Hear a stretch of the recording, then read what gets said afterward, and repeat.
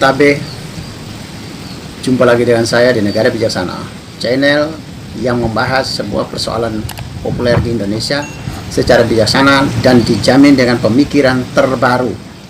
Ada satu perkembangan menarik, buah dari reformasi, buah dari gerakan reformasi kita untuk mengembangkan demokrasi dan hak asasi manusia di Indonesia. Ada satu fenomena yang menarik efek positifnya, yaitu seorang hakim militer aktif melakukan gugatan ke Mahkamah Konstitusi. Hakim militer utama ikut menjadi pemohon di MK gugat usia pensiun TNI. Ini satu kabar baru di Indonesia bahwa TNI aktif bisa melakukan gugatan terhadap kebijakan negara. Ini sesuatu yang pada masa lalu, pada masa Orde Lama, Orde Baru tidak pernah terjadi. TNI kok menggugat sebuah regulasi negara, itu tidak pernah ada. TNI selalu patuh.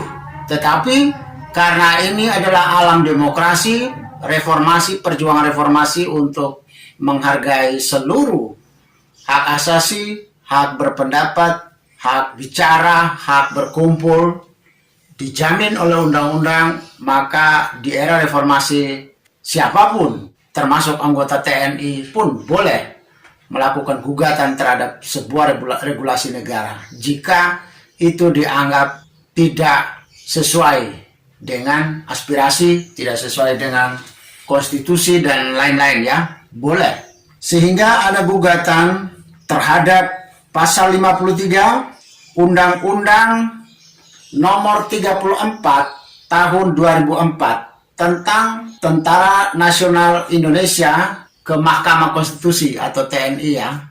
Yang digugat adalah usia pensiunan bagi anggota TNI yang selama ini anggota TNI pensiun apabila perwira pensiun di usia 58 tahun. Apabila dia bukan perwira, tamtama dan bintara, dia harus pensiun pada usia 53 tahun. Sekarang yang mau diajukan untuk diperpanjang oleh tim ini adalah usia harus disamakan dengan Polri, dengan PNS biasa ASN, yaitu perwira diajukan menjadi 60 tahun, sedangkan non-perwira mau dinaikkan menjadi 58 tahun. Alasannya bagi TNI tidak adil. Yang lainnya bisa pensiun umur 60, ada profesor guru besar yang bisa pensiun sampai umur 70, tapi kok TNI yang perwira hanya 58 tahun dan yang tamtama bintara hanya 53 tahun. Ini dirasa tidak adil. Yang kedua, ada yang beralasan bahwa di usia begitu mereka rata-rata masih fit badannya, masih kuat, masih kekar, masih bisa menjalankan tugas. Oleh karena itu mereka merasa dengan fisik yang begitu kekar, yang begitu kokoh, yang begitu sehat, mereka sudah pensiun untuk bela negara. Mereka merasa masih punya kesempatan, masih punya kemampuan. Baik mereka berpikir dari sisi keadilan, kesamaan dengan aparat negara yang lain seperti PNS, Polri, atau ASN, dan juga mereka beralasan di usia seperti itu para tentara kita masih fit, masih kuat, masih kokoh untuk melanjutkan bela negara. Saya mau menanggapi ada dua. Pertama, dari segi pintu masuk ke MK, sehingga mau diprediksi apakah MK akan mengabulkan atau tidak, atau menerima atau tidak gugatan ini. Yang kedua, jika MK tidak menerima atau gugatan ini kandas atau gagal, apa yang bisa dilakukan ke depan. Dan yang ketiga, apakah usia pensiun anggota TNI layakkah kita untuk memperdebatkan kembali dari yang sudah paten, dari yang sudah menjadi harga mati atau sudah menjadi keputusan kebijakan negara, dari yang 58 dan 53, bisakah kita memperdebatkan kembali? Jadi ada 3 pertanyaan pokok ini. Pertanyaan pertama, saya memprediksi gugatan ini kemungkinan ditolak oleh Mahkamah Konstitusi. Karena Mahkamah Konstitusi tidak pernah mengatur usia aparatur negara. Mahkamah Konstitusi hanya mengadili regulasi-regulasi yang menentang konstitusi kita UUD 45, yang melawan yang berbeda, yang menyimpang dari UUD 45. Sementara UUD 45 kita tidak pernah mencantumkan usia pegawai, usia anggota Polri, usia anggota TNI, tidak pernah mencantumkan. Sehingga ketika kita bicara tentang Undang-Undang Nomor 34 Tahun 2004 Pasal 53 tentang usia anggota TNI, itu menjadi tidak relevan karena konstitusi kita tidak pernah berbicara tentang usia aparatur. Misalnya begini, kalau usia aparatur konstitusi mengatakan 60 tahun, maka ketika ditetapkan oleh Undang-Undang Nomor 34 Tahun 2004 ini, dia mencantumkan 58 dan 53, maka dia dianggap menyalahi konstitusi, menyalahi UUD 45. Tetapi dalam hal ini UUD 45 tidak pernah mencantumkan usia anggota TNI, sehingga gugatan ini dialamatkan ke MK keliru, atau dugaan saya, prediksi saya, MK akan menolak gugatan ini. MK menolak itu bukan karena aspirasi anggota TNI ini salah, bukan. Aspirasinya benar, tetapi jalurnya yang salah. Jalurnya tidak melalui MK, karena MK hanya menghakimi regulasi-regulasi yang menyimpang, yang melawan dari amanat UUD 45. Jika MK menolak, saya berharap semua unsur, semua teman-teman yang menggugat, terutama teman-teman TNI yang menggugat ini, jangan kecewa, jangan menganggap negara tidak merespon, tidak menghargai hak asasi aspirasi. Tidak, ini hanya karena salah kamar.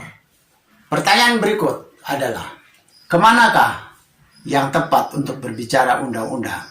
Itu kemana pintu masuknya? Ini adalah wilayah kerja Dewan Perwakilan Rakyat.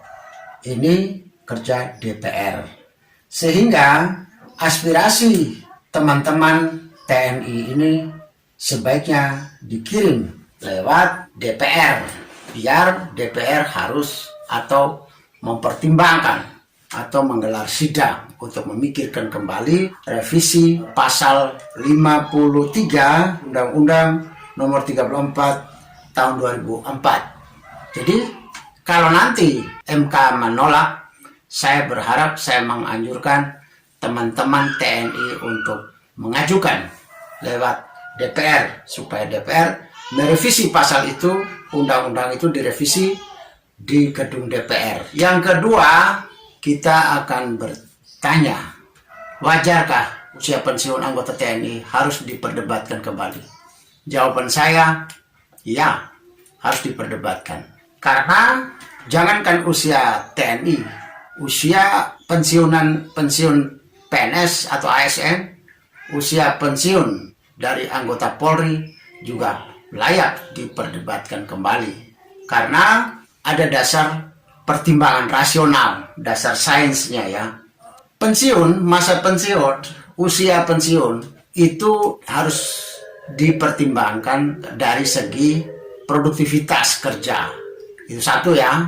Apakah seseorang masih produktif atau tidak untuk usia seperti ini. Kalau dia sudah tidak produktif, tentu sebaiknya dia dipensiunkan daripada merugikan negara.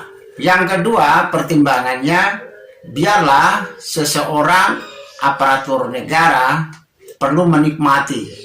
Setelah dia mengabdi sekian lama, dia perlu menikmati kehidupannya.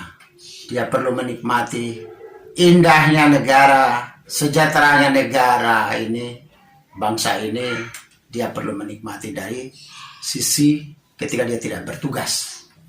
Pertanyaannya, mengapa harus ditetapkan? Misalnya, profesor harus 70 tahun, PNS harus 58 tahun, guru PNS harus 60 tahun, dosen harus 67 tahun, terus Polri 58 tahun, TNI harus 58 tahun, dan ada yang 53 tahun, Tamtama dan Bintara. Mengapa tidak 20 tahun pensiun? Mengapa tidak 30 tahun? Mengapa tidak 40 tahun? Mengapa tidak 50 tahun? Mengapa tidak 70 tahun? Mengapa tidak 80 tahun? Atau mengapa tidak 100 tahun? Mengapa harus ditetapkan segitu? Tentu pertimbangannya itu tadi. Daya tahan produktivitas fisik dan memberi kesempatan untuk menikmati masa tua, menikmati kehidupan, menikmati pembangunan. Sekarang kalau kita berpikir dari segi produktivitas untuk orang Indonesia atau semua orang di seluruh dunia itu tergantung dari usia harapan hidup. Usia harapan hidup makin tinggi berarti kekuatan fisik warga negaranya makin tinggi juga. Usia harapan hidup makin pendek berarti kekuatan, ketahanan fisik dan mental warga negaranya juga makin pendek. Dengan demikian, usia harapan hidup ini selalu dinamis. Usia harapan hidup tergantung dari seberapa besar atau seberapa maju mundurnya kesejahteraan dan kemakmuran negara kita. Sebuah negara. Negara semakin makmur, warga negaranya semakin sejahtera, usia semakin panjang. Negara semakin miskin, negara semakin terkebelakang, usia semakin pendek. Produktivitas orang makin pendek juga, makin rendah juga. Oleh karena itu, semakin maju mundurnya negara mempengaruhi usia harapan hidup seseorang, derajat kesehatan seseorang juga. Kita lihat ketika Undang-Undang Nomor 34 tahun 2004 tentang TNI ini muncul, itu usia harapan hidup masyarakat Indonesia pada saat itu, angka harapan hidup diambil dari BPS, Badan Pusat Statistik kita, tahun 2004-2005. Usia harapan hidup kita pada waktu itu adalah 67,8 tahun. Itu pada tahun 2004, pada saat Undang-Undang TNI itu dimunculkan. Jadi ketika anggota TNI waktu itu harus pensiun di usia 58, berarti di bawah dari usia harapan hidup sekitar 9 tahun di bawah. Sedangkan yang 53 bagi Tamtama dan Bintara itu artinya usia pensiun di bawah rata-rata harapan hidup orang Indonesia pada waktu itu sebanyak 14 tahun 8 bulan. Sekarang kita lihat usia harapan hidup orang Indonesia saat ini adalah 71,1 tahun. Berarti sudah mengalami kenaikan usia harapan hidup, yaitu naik menjadi 3,3 tahun. Jadi jarak antara tahun 2004 ketika undang-undang itu ada diterbitkan, kenaikan umur harapan hidup kita sudah 3,3 tahun rata-rata.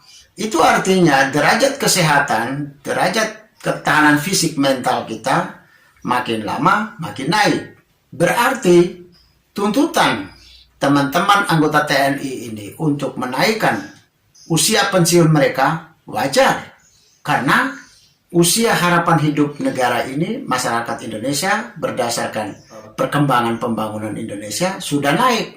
Kalau usia harapan hidup kita sudah naik, ya wajar. Teman-teman TNI, teman-teman polisi atau Polri, teman-teman ASN juga usia pensiun juga harus naik. Karena mereka pun berdampak terhadap ketahanan fisik dan mental mereka. Kalau usia pensiun mereka tetap stabil seperti dulu, berarti orang zaman dulu ketika pensiun sudah reot, sudah sakit-sakitan, tapi orang zaman sekarang usia pensiun bisa saja masih sehat. Mungkin anggota TNI zaman dulu ketika pensiun mereka sudah tidak sehat, banyak yang sakit-sakitan. Tapi mungkin anggota TNI sekarang ketika mereka dipensiunkan, mereka masih kelihatan bugar. Karena usia harapan hidup, perkembangan kemakmuran, perkembangan kesejahteraan bangsa negara kita sudah maju, bertambah baik. Otomatis usia harapan hidup mereka, usia harapan hidup warga negara kita makin baik, termasuk aparatur negaranya. Jadi tuntutan teman-teman TNI Polri tidak salah, itu wajar. Begitu pula dengan ASN, teman-teman yang profesor, teman-teman polisi, Polri, bisa dinaikkan sesuai dengan kenaikan usia harapan hidup manusia Indonesia, sesuai dengan derajat kesejahteraan, kemakmuran, derajat kesehatan warga negara Indonesia.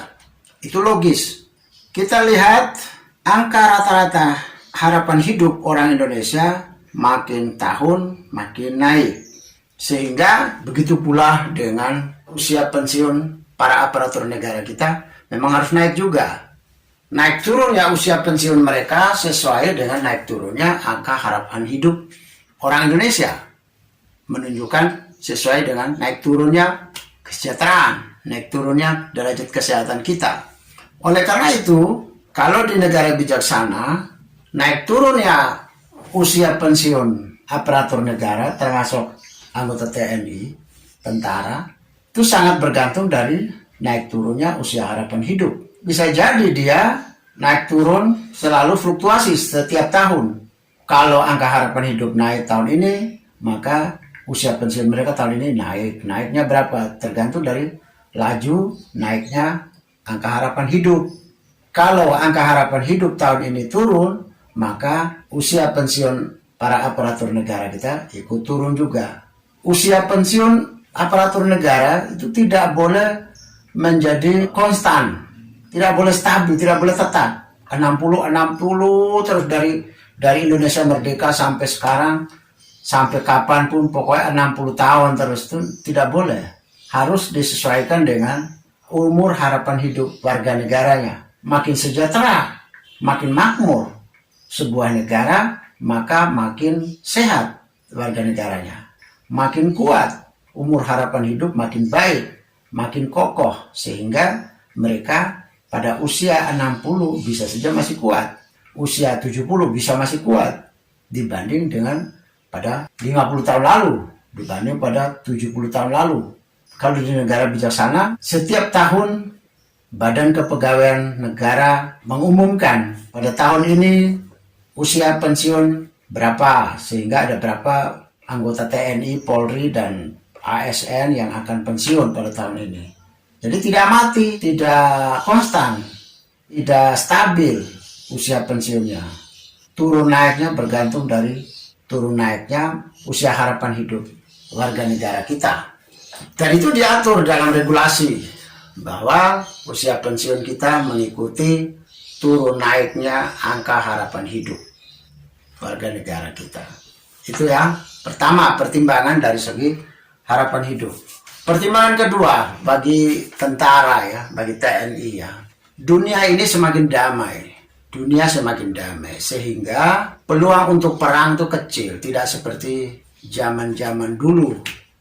Zaman dulu manusia masih, peradaban masih jelek, masih rendah, sehingga manusia masih senang berperang, masih senang berkelahi, masih senang saling membunuh. Tapi dunia peradaban makin modern, sisi kemanusiaan semakin berkembang, pembelaan-pembelaan kepada humanisme, kepada kemanusiaan makin tinggi, sehingga manusia makin damai, makin saling mencintai, sehingga perang menjadi tidak tren lagi. Seusia saya itu, saya lahir tahun 60 sampai sekarang itu, di Indonesia ini perang itu cuma perang Timur Timur, cuma dengan Timur Timur itu. Selebihnya cuman bukan perang melawan penjajahan, tapi lebih ke arah pertahanan negara seperti dengan OPM, Organisasi Papua Merdeka, dengan GAM, Gerakan Aceh Merdeka. Itu kan bukan perang antar penjajahan dalam negara dengan antar negara, tapi disintegrasi, perjuangan untuk disintegrasi dalam internal Indonesia, sehingga bukan perang. Karena perang tidak menjadi pilihan utama dalam peradaban manusia dewasa ini lagi, maka tentara sekarang tidak terlalu signifikan untuk berperang, tidak terlalu, keadaan tidak darurat. Kita tidak terlalu butuh tentara harus kuat-kuat sekali, juga tidak terlalu dalam negara yang dunia yang sudah damai. Yang ketiga, selain tadi nomor 1 adalah kenaikan angka harapan hidup harus disesuaikan dengan kenaikan usia pensiun para aparatur negara termasuk TNI. Yang kedua yaitu dari segi peradaban dunia makin damai sehingga tentara tidak terlalu mendesak untuk berperang lagi, usia pensiun bisa bertambah, tidak apa-apa.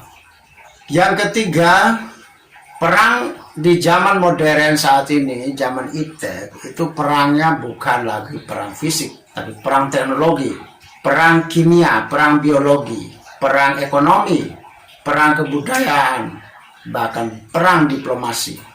Bayangan tentang perang militer, perang fisik sudah tidak lagi. Sekarang kalau perang hanya teknologi yang dikokang, disetel, dipencet tombolnya pakai komputer atau apa, sudah meledak sendiri. Pencet tombol dari sini, senjata biologi, kimia sudah meluncur sendiri ke sana.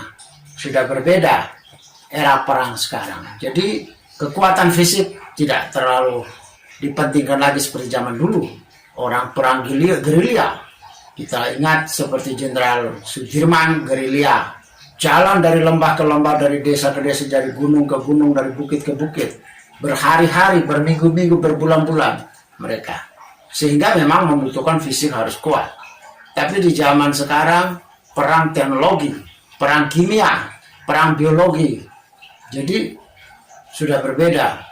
Tuntutan fisik tentara tidak terlalu setinggi zaman dulu, harus disesuaikan. Sekarang tentara lebih dituntut SDM, otak, keahlian dia dalam menguasai teknologi dan iptek, bahkan keahlian dia dalam menguasai berbagai ilmu pengetahuan untuk diplomasi, untuk berdamai, untuk melobi, sudah tidak untuk berperang lagi. Tuntutan terhadap kekuatan fisik juga tidak terlalu perlu, tapi tuntutan terhadap kekuatan penguasaan iptek mereka memang harus tinggi.